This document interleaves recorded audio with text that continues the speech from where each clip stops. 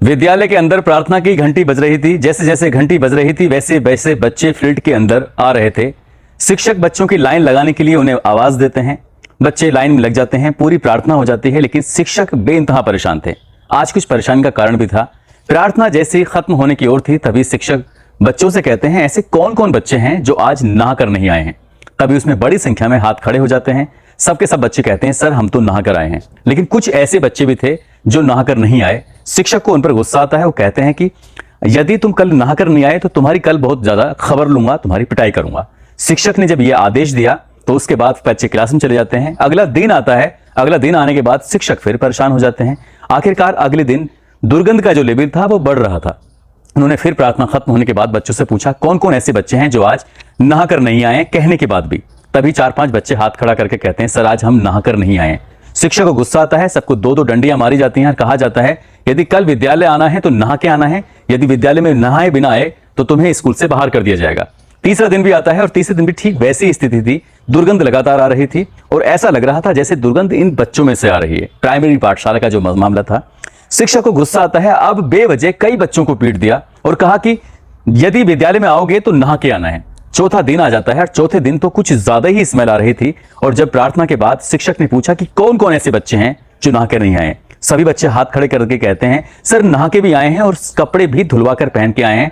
Mummy papa से कहा कि रोज डांट पड़ती है, आप कपड़े साफ सुथरे क्यों नहीं पहनाते हो।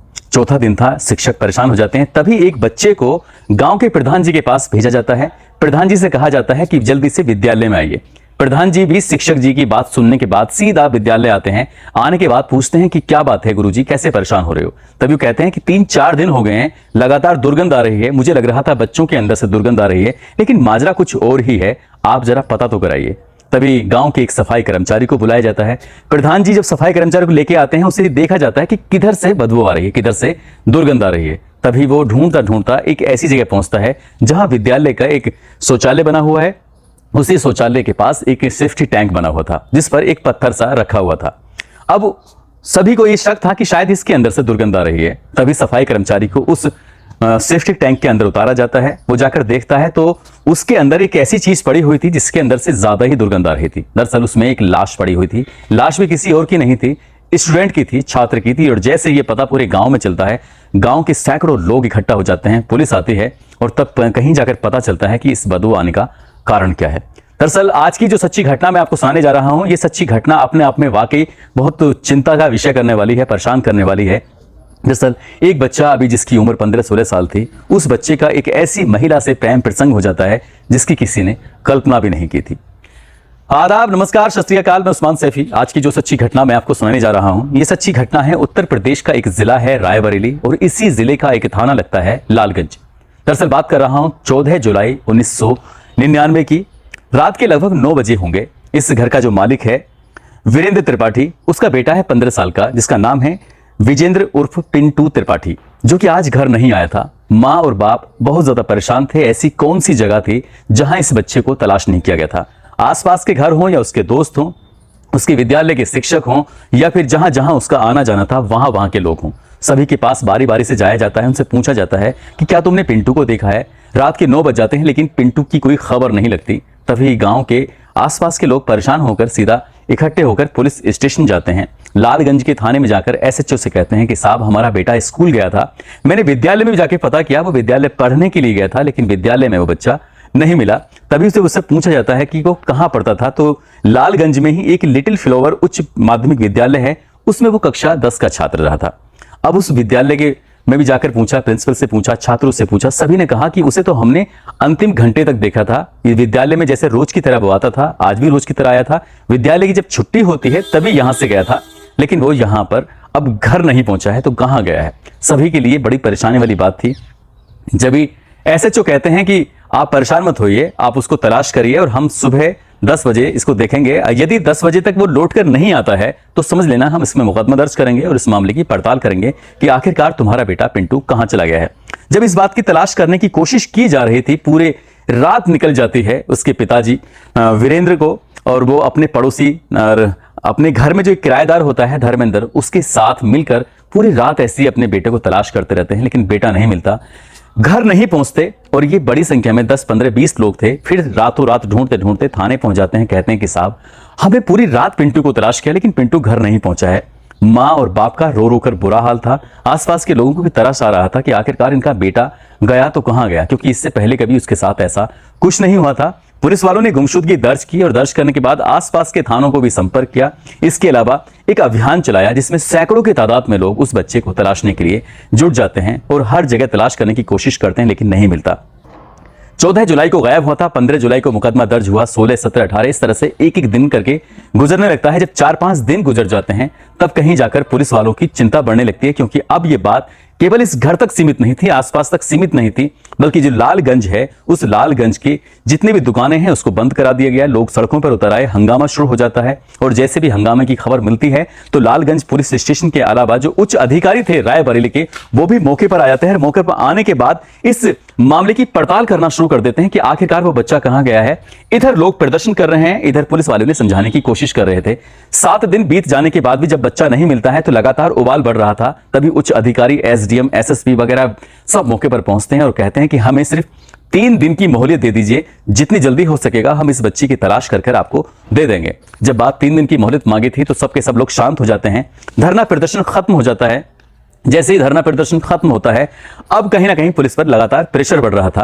अब 3 दिन भी बीत जाते हैं तब कहीं जाकर पुलिस वालों की और चिंता बढ़ जाती है। लेकिन इसी बीच में जो इस लड़के के पापा होते हैं, पिंटू के पापा वीरेंद्र, पुलिस के पास पहुंचते हैं और जाकर कहते हैं कि साहब एक बात है जो मैं आपसे बताना चाहता हूं। दरअसल वो बात कुछ और नहीं थी, बल्कि जैसे ही इनका लड़का गायब होता है वैसे ही तीसरे दिन एक घर में पर्ची आकर गिरती है और पर्ची में लिखा हुआ था कि हमने तुम्हारे बेटे का अपहरण कर लिया है। यदि अपने बेटे की सलामती चाहते हो तो हमें 5 लाख रुपए की व्यवस्था कर दो और सीधा तुम्हें आना है उस एसटीडी बूथ के पास।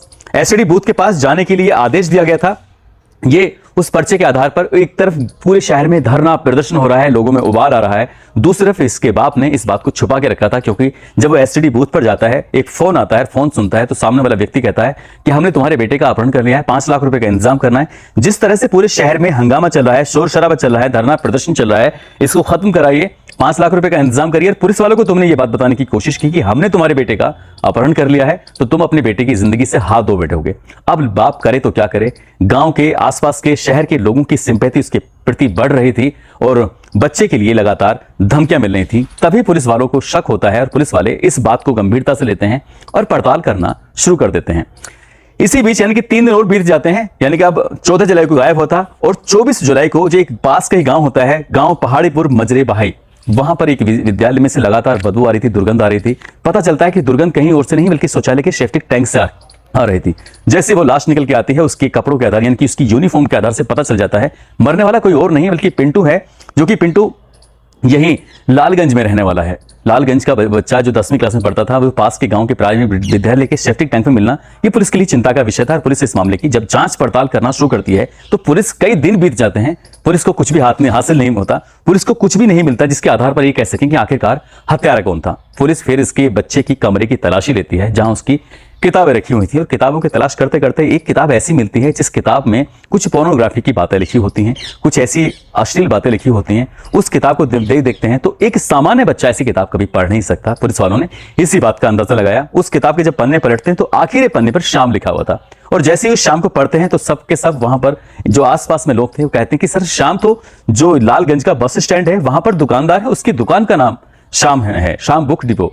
तभी पुलिस वाले तोड़ते हुए श्याम बुक डिपो के पास जाते हैं, कहते हैं कि क्या तुम इसके बारे में कुछ बता सकते हैं, क्योंकि इससे पहले पुलिस को कोई सबूत, कोई ऐसी चीज हासिल ही नहीं हुई थी जिसके आधार पर हत्यारे तक पहुंच सके। लेकिन जब श्याम के पास पहुंचते हैं तो कहते हैं कि ये किताब तुम्हारे यहाँ की लिखी हुई है। जी हाँ, किताब मेरी है और मेरे ही हाथ का लिखा हुआ है श्याम। वो पूछते हैं कि क्या तुम बता सकते हो इस किताब के बारे में। बोले नई किताब है, एक बच्चा है जिसका नाम पिंटू है जो 14-15 साल का है। इस किताब को लेने के लिए यानी कि वो हर 10वें दिन 15 दिन किताब लेके आता है, लेने के लिए आता है और ऐसी किताब लेके चला जाता है। लेकिन इसकी खास बात क्या है सर, क्योंकि इसकी किताब में एक ऐसा लेटर लिखा था जिस लेटर को देखकर हम भी लोग हैरत में थे, परेशान थे। वो मैंने सोचा जब वो वापस आएगा तब मैं उस किताब के साथ उस लेटर को भी दे दूंगा। असल में उस किताब में जो लेटर था, उस लेटर के अंदर ये लिखा था कि तुम्हारे अंकल को शक हो गया है, इसलिए अभी तुम कुछ दिन के लिए शांत हो जाना और ये किताब अभी लेके मत आना, इसलिए कुछ बवाल ना हो जाए बेटा पिंटू, अपना ख्याल रखना। जब इस लेटर के लिखे हुए को पुलिस वाले अब देखकर हैरान थे कि ये आखिरकार लेटर लिखा किसने होगा। अब ये तो बात क्लियर हो जाती है क्योंकि इस लड़के का किसी न किसी महिला से कोई ना कोई कनेक्शन है। अब ये अंकल किसको कहता है, अब ये आसपास के घरों में ये सब जितने भी लोग थे सबको बुलाया जाता है, बातचीत की जाती है। तभी बातचीत से पता चलता है कि अंकल ये किसी और को नहीं बल्कि अपने ही घर में जो रहने वाला धर्मेंद्र है उसको अंकल कहता है, जो किराएदार है। और उस किराएदार यानी कि धर्मेंद्र को जब पुलिस बुलाती है, उससे बातचीत करती है, तो पता चलता है कि उसकी पत्नी से उस हैंड राइटिंग से मेल कर जाता है। उसकी पत्नी भी ऐसे ही लेटर पढ़ा करती थी। जब उसे डांट फटकार कर पूछा जाता है कि तुम्हें ये लेटर तुमने क्यों लिखा, क्या बात है इसके पीछे, तब वो कहती है कि सर एक दिन मैं उस शाम बुक डिपो से किताब खरीद रही थी, मुझे ऐसी किताबें पढ़ने का बहुत ज्यादा शौक है जिसमें कुछ ऐसी गंदी संदी बातें लिखी होती हैं, लेकिन मैं नोवेल लेने के लिए जाया करती थी, इसलिए मुझे कोई बहाना नहीं मिला। एक दिन मुझे पिंटू उसी दुकान से कुछ खरीदारी करता मिलता है, तब मैं कहती हूँ कि पिंटू ये किताबें तुम अपने नाम से अलॉट कर लिया करो और मुझे लाकर दे दिया करो। ऐसे ही वो लड़का किताबें लेके वहां पर आता है। किताबें लेने के बाद ये महिला जब इस किताब को पढ़ रही थी और बच्चा को अपने पास में उसने बिठाया हुआ था जिसकी उम्र लगभग 15-16 साल के आसपास थी, महिला की उम्र 30-32 साल के आसपास थी, और वो किताब पढ़ते पढ़ते कब उत्तेजित हो जाते हैं और उस बच्चे के साथ वो जबरदस्ती कर बैठती है। पहले दिन तो उस बच्चे को थोड़ा सा ऑड लग रहा था, बुरा लग रहा था, लेकिन ये उसकी अब आदत में आ जाता है। इस किराएदार जब घर में नहीं होता था तभी वो स्कूल के बाद में या जब भी मौका मिलता था रात बेरात में उस बच्चे को अपने पास बुला लिया करती थी और उसके साथ वो शारीरिक संबंध बना रही थी। लंबे समय से ऐसे ही चल रहा था, लेकिन एक दिन कुछ ऐसा होता है जिसकी उसने कल्पना नहीं की थी। उसके पति को वो किताब मिल जाती है। किताब मिलने के बाद थोड़ा शक होता है और पूछता है उसका पति कि ये किताब आखिरकार किसकी है, क्या है। उस औरत ने तमाम तरह के बहाने बनाने शुरू किए। जब वहां से कोई सफलता नहीं मिलती तब वो कहता है कि मैं लखनऊ किसी काम से जा रहा हूं, वापस आने में थोड़ा वक्त लग जाएगा। लेकिन जैसे ही वो लखनऊ के लिए निकला, घंटे 2 घंटे के बाद उसने अपने उस मकान मालिक के बेटे पिंटू को अपने घर बुला लिया। बुलाने के बाद उसके साथ शारीरिक संबंध बना रही थी। तभी यहां पर उसका पति धर्मेंद्र आ जाता है और धर्मेंद्र जब अपनी आंखों से झरोखे से झांक कर देखता है तो उसकी पत्नी उस बेटे के साथ गलत अवस्था में थे, दोनों शारीरिक संबंध बना रहे थे। तभी वो अंदर गुस्से में जाता है, डांट फटकार करता है। लड़का तो अपने घर में घुस जाता है, लेकिन महिला के साथ वो बेइंतहा मारपीट करता है, उससे बातचीत करने की कोशिश करता है कि ये सब कब से चल रहा है। तो पता चलता है कई महीने से ऐसे ही दोनों के बीच में शारीरिक संबंध बन रहे थे। तभी उससे गुस्सा आता है धर्मेंद्र को और यहीं से वो उसको ठिकाने लगाने की योजना बनाता है। 14 जुलाई को जब स्कूल से पढ़कर आ रहा था तो तभी धर्मेंद्र इसके स्कूल के पास पहुंच जाता है। कहता है बेटा पिंटू तुम घर जा रहे हो, मैं भी तो उधर जा रहा था, आओ मेरे साथ, मैं तुम्हें घर छोड़ देता हूं। बजाय उसको घर छोड़ने के वो पास का जो गांव होता है उस पास के गांव लेके जाता है पहाड़ीपुर में, और पहाड़ीपुर में एक नरेश श्रीवास्तव है, उसके घर ले जाकर कहता है थोड़ी देर यहाँ कुछ खाएंगे पिएंगे, बातचीत करेंगे, उसके बाद फिर घर चलते हैं। यहाँ पहले से ही बसोली गांव के रहने वाले राधेश्याम और पंकज भी मौजूद थे। इन चारों लोगों ने, धर्मेंद्र, राधेश्याम, पंकज, नरेश श्रीवास्तव, ये बैठकर वहां पर शराब वराब पीते हैं। उस लड़के को पिलाने की कोशिश कर रहे थे, लेकिन लड़के ने शराब पीने से मना कर दिया। और तभी उसने पूछा कि आखिरकार तुम कैसे कैसे करते थे। लड़का जैसे जैसे बात बता रहा था, जैसे जैसे उसने शुरुआत बताई, आखिर बताया, मिड बताया, उसकी पत्नी के साथ संबंधों की बातें बताई, वैसे वैसे धर्मेंद्र का गुस्सा बढ़ता चला जाता है और वो उसका गला दबाकर उसकी हत्या कर देता है। जैसे अंधेरा होता है, पहाड़ीपुर का जो गांव है, विद्यालय, प्राइमरी पाठशाला, उसमें तीनों चारों जाते हैं। वहां के शिफ्टिंग टैंक का जो ऊपर का ढक्कन होता है उसको भारी वजनी होता है, उसको हटाकर डेड बॉडी को उसके अंदर डाल देते हैं। उधर तो हंगामा हो रहा था और धीरे धीरे जैसे वक्त गुजर रहा था वैसे वैसे लाश सड़ रही थी, और सड़ते सड़ते जब ज्यादा दुर्गंध आती है तो पता चल जाता है कि लाश किसकी दबी हुई थी। पुलिस ने इन सभी को गिरफ्तार किया, जो चारों दोस्त होते हैं, साथ ही जो महिला होती है, उस महिला का इस हत्याकांड से कोई भी लेना देना नहीं था। लेकिन शुरुआत सामाजिक स्तर से जो गड़बड़ी की थी उस महिला ने ही की थी। उस महिला ने उस बच्ची का गलत फायदा उठाकर उसके साथ लगातार शारीरिक संबंध बना रही थी, जो बिल्कुल गलत था, और पुलिस ने उनको, महिला को छोड़ते हुए उनको गिरफ्तार कर जेल भेज दिया। दोस्तों, इस घटनाक्रम को सुनाने का उद्देश्य किसी को परेशान करना नहीं है, किसी का दिल दुखाना नहीं है, बल्कि आपको जागरूक करना है, आपको सचेत करना है। अपने बच्चों पर ध्यान रखें, आपके बच्चे कहाँ किसके साथ उठते हैं बैठते हैं। अपने बच्चों के जो बैग होते हैं उनको भी समय समय पर चेक करते रहें। आज का जमाना सोशल मीडिया का जमाना है, सब बच्चों के पास मोबाइल होते हैं, मोबाइल को भी बीच बीच में चेक करते रहें और देखते रहें कि बच्चा किसके संपर्क में है, किसके में नहीं है। ऐसा ना हो बच्चा गलत रास्ते पर चला जाए और उसकी जिंदगी में हमेशा हमेशा के लिए ब्रेक लग जाए, जैसे क्या इसकी पिंटू श्रीवास्तव की जिंदगी में ब्रेक लगा था। आप सब लोग अपना ख्याल रखें, सुरक्षित रहें। जय हिंद, जय भारत।